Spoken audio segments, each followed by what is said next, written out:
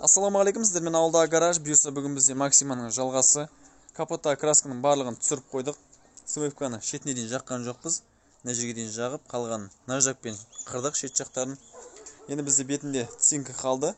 Майысқан жерлерін споттермен тарту үшін осы цинкті де бүйтіп темірге дейін шығарып тастадық.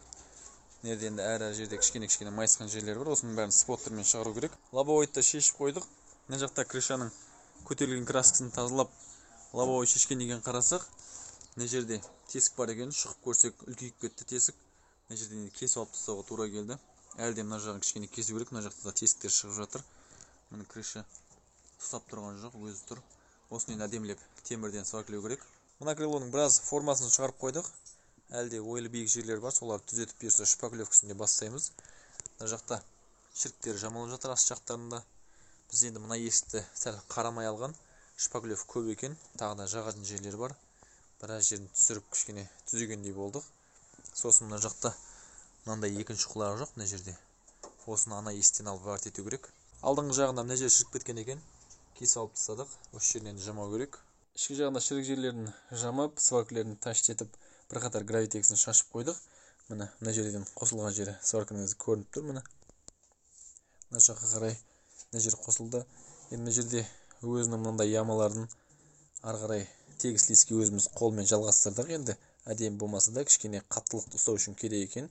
Тегіс листі мына жерге қойған кезде мынанша аралықта бізде тегіс лист былқылдап қалды. Сол себепті мына ойықтарды, өзінің ойықтарын ары қарай жалғастырып кеттік. Мына жағында да сондай. Мына жағы бізде мына жерден қосылған. Мына былай қарай мына ойығын енді бұл жақта да әдемі емес, бірақ барынша осы қаттылықты ұстау үшін осындай ойықтар керек болады екен. Жапондық жеңіл автокөліктердің дерлік барлығының есіктерінің зазорлары 4,5 мм болу керек. Рұқсат етілген плюс-минус 1,5 мм бар. Жалпы алған кезде бізде 3,75 мм мен 5,25 мм аралығында болу керек. Біз сол стандартқа барлығын кетіріп жатырмыз. Бізде қазір есіктердің, крылолардың зазорларын барлығын кетіріп қойдық. Енді бізде капотта зазор сәл кемей тұр, соны қарап жүруіміз керек. Оған бізде мынандай кішкентай отвертканың насадкасы бар. Мына жағы бізде 5 мм, ал мына жағы бізде 4 мм. Қазір мына есіктің зазорына тығамыз, міне 5 мм кірмейді. Міне астына дейін апарамыз, бұл ішіне кіріп кетпейді. Мына жағы бізде міне 4 мм. Бұл ішіне кіріп тұр. Мына жағында да сондай. Мына 5 мм жағын аламыз. Бұл бізде ішіне кіріп кетпейді, 5 мм сыймай тұрады. Бұл дегені бізде зазордың барлығы 4 мм-ден үлкен, 5 мм-ден кішкентай деген сөз. Міне 4 мм жағы. Осындай әдемі стандартты зазорларды кетіріп жатырмыз. Капоттың зазорында бізде қинап тұрған жері капоттың екі бұрышы, мына крылоға жақын жері. Осы жері сәл жақында болып тұр. Мына жағы ашылып кеп, мына жер жақын тұр. Сосын бізде мына есік пен осы крылоның мына жері міне. Бұл жері кәдімгідей көзге түсіп тұр, көрініп тұр. Есікті сыртқа шығарсақ, мына жері шығып кетеді есіктің. Крылоны ішке кіргізіп мынамен теңестірейін десек, мына жаққа тіреліп қалып, асты жағы кіріп кетеді. Сөйтіп өлшеп қарасақ, алып келген мына есіктің мына жерден төменге дейін өлшесек, 71 см-де 1 мм болып тұр. Ал арғы есік бізде 70 см-де 8 мм болып тұр.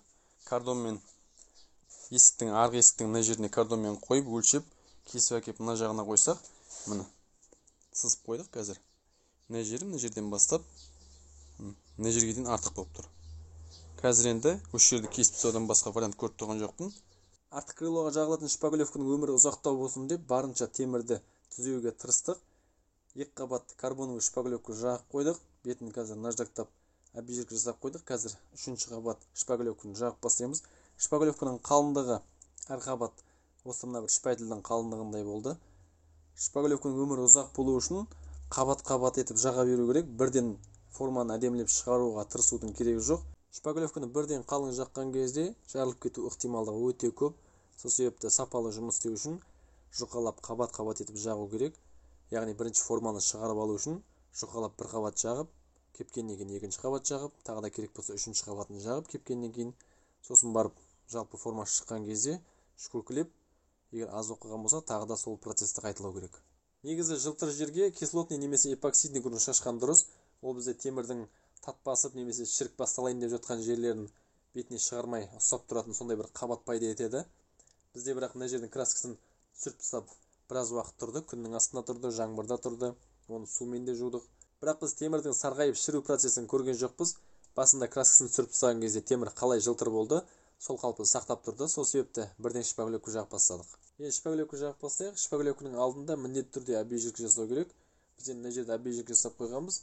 Мынандай 647 расстоятельмен. Негізі мынандай расстоятельмен объезжирка жасауға болмайды дейді, бірақ біз сонша жылдық тәжірибемен осыны пайдаланып келе жатырмыз. Сапасын жоғалтпайды.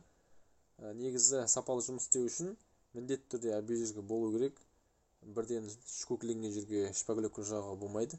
Тазалап, шаңнан тазартып, объезжирка жасау керек. Ең жоқ дегенде беземен жуу керек. Мынанша карбоновый шпаклевка алдық. Негізі шпаклевканы аз-аздан араластырған дұрыс. Сол кезде отвердительмен толық араласады.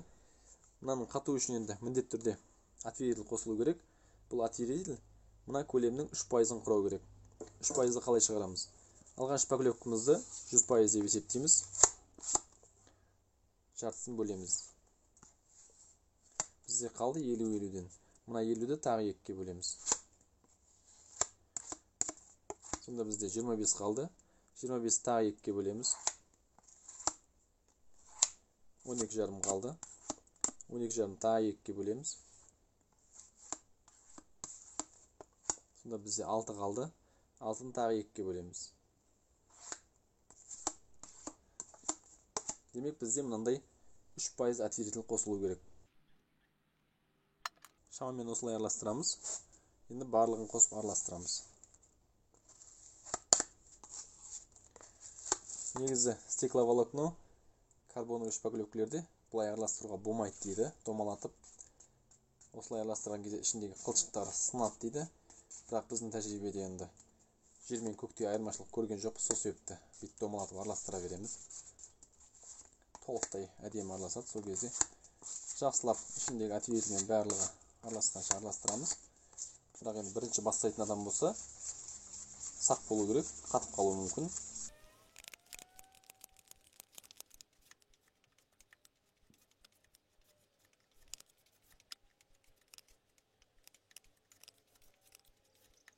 Шпаклевка жақсылап кепкесін оны наждактау керек. Біз қалай наждактап жатқанымызды көрсете кетейін. Біз үнемі мынандай құрғақ наждак пайдаланамыз. Рубанкіге 80-ді келтіріп алдық. Негізі шпаклевка кішкентай ғана жерге жағылған болса, бірден 80-нен емес, 120 немесе 180-нен бастаған дұрыс.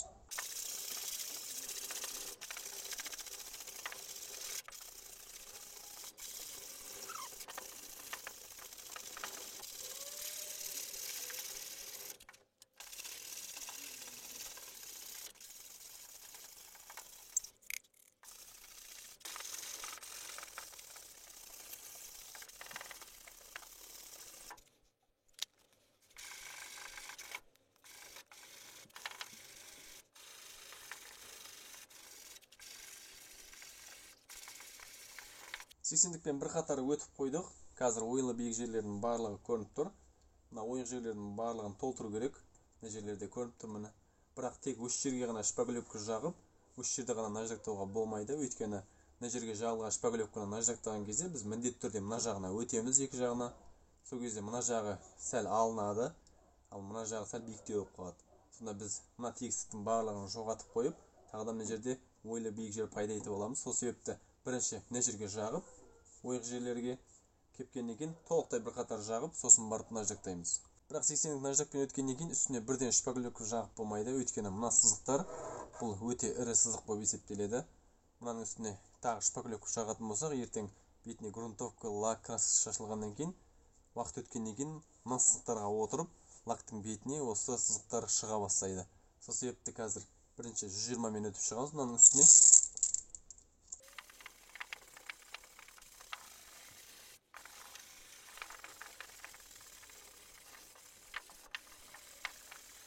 Енді 180 мен өтеміз.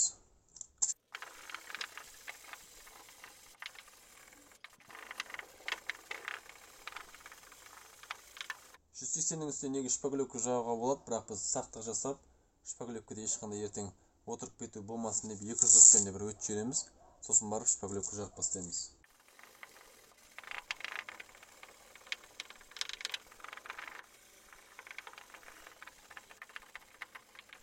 240-тан кейін қорқпай шпаклевка жаға беруге болады. Енді бізде мына жақта темірдің жылтырап тұрған жерлері бар. Бұл дегені биік болып тұрған жерлер. Қолға енді сезілетіні бар, қолға сезілмейтіні де бар. Осының қолға сезіліп тұрғандарын басқа шпаклевкада білмеймін, бірақ карбонда ақырын осыларды ұрып отырғызуға болады. Оның үшін бірден балғамен ұрмай, ұшты бірдеңені қойып, артынан балғамен ұрған дұрыс болады. Сол кезде шпаклевкаға зақым тимейді.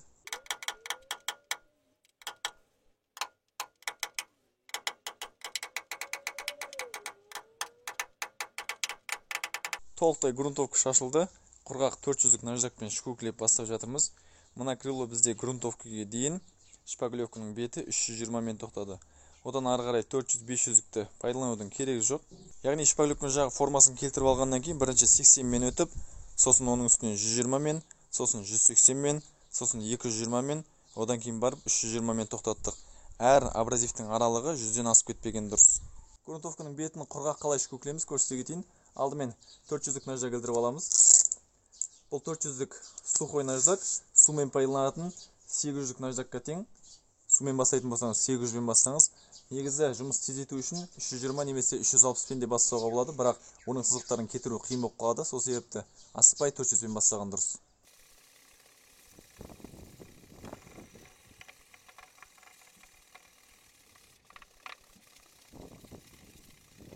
Камераға енді дұрыс көрінбей тұр. Негізгі мақсат 400-бен мына шагреннің бәрін сындырып, біркелкі мынандай тегістікке алып келу керек. Бізде енді шагрен кішкентайлау. Неге? Өйткені әдеттегі нормадан біз грунтовканы сұйықтау шашамыз, сұйықтау 3 слой шашамыз. Соған осындай шагрен пайда болады. Қою 1 слой немесе 2 слой шашып, шагренді үлкейтіп, оның бәрін қайта қырып тастағаннан пайда жоқ деп ойлаймын. Сол себепті осылай шашамыз. Қазір енді мынандай қалып кеткен жерлердің бәрін әдемілеп, барлық жерін 400-бен мынандай жағдайға алып келеміз міне. Сосын үстінен 500-бен өтеміз. 400-бен шагреннің барлығын сындырып, біркелкі тегістікке келтіріп қойдық. Енді мынандай жұмсақпен 500-лікті ілдіріп алып, 400-ден қалған сызықтардың барлығын жоғалтып шығуымыз керек.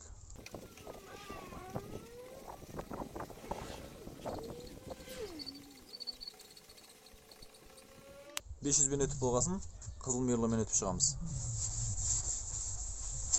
Қызылдан кейін жұмсақ сері мерломен өтіп шығамыз.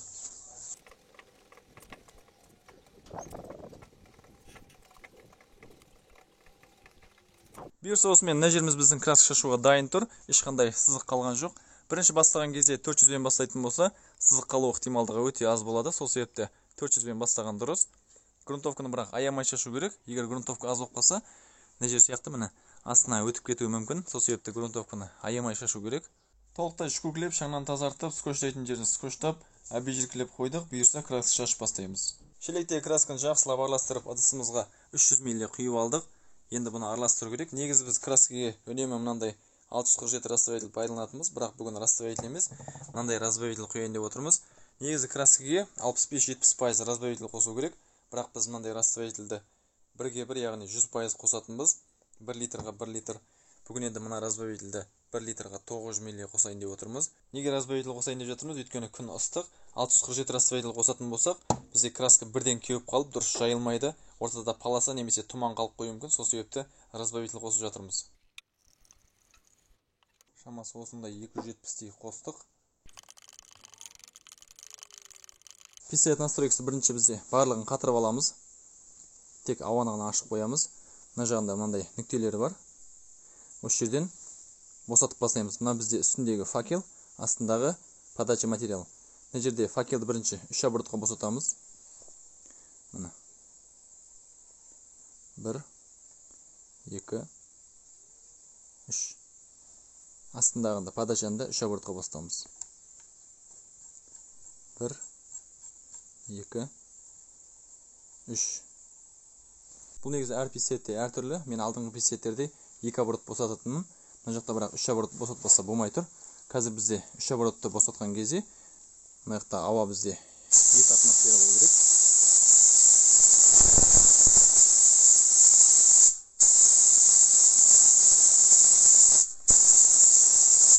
Осылай шашып бастаймыз.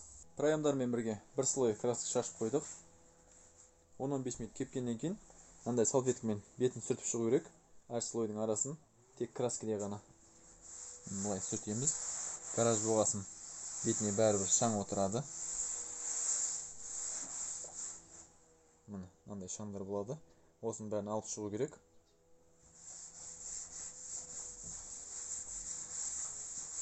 Екі слой тойдырып, бір слой шаңдатып, краскасын шашып біттік. Қазір бұйырса проемдардан бастап лагын бастаймыз. Лак бізде 2:1 емес лак, яғни 200 мл лакке 100 мл отверитель қосылу керек. Біздің жағдайда 400 мл лак құйып қойдық. Қазір үстіне 200 мл отверитель қосамыз.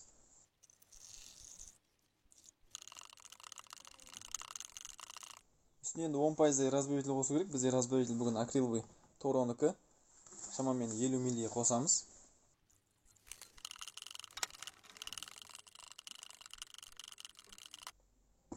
Мынаның сұйықтығы қазір дәл тормоздың жеткізгендей болып тұр. 20 тамшы ағады. Егер пистолет жаман болса, мына қоюлықтағы лакты шаша алмайды. Кішкене сұйылтуға тура келеді. Пистолет жаман болса, негізі қанша отверитель қосылады, сонша разбавитель қосу керек. Ақырындап жиналып жатыр. Лобовойын салып қойдық. Фараларын пока өзінікін салдық, кейінде басқасын салып алам деді. Полна 3 мм виброзилясы жабыстырдық. Есіктердің іш жақтарына да жабыстырып қойдық. Жүк салғыштың да асты жағынан бір қатар гравитек шашып, үстіне краска шашып қойдық. Дисклерінің де жағдайы жақсы емес, бір қатар боя жүрейік деп шешіп алдық.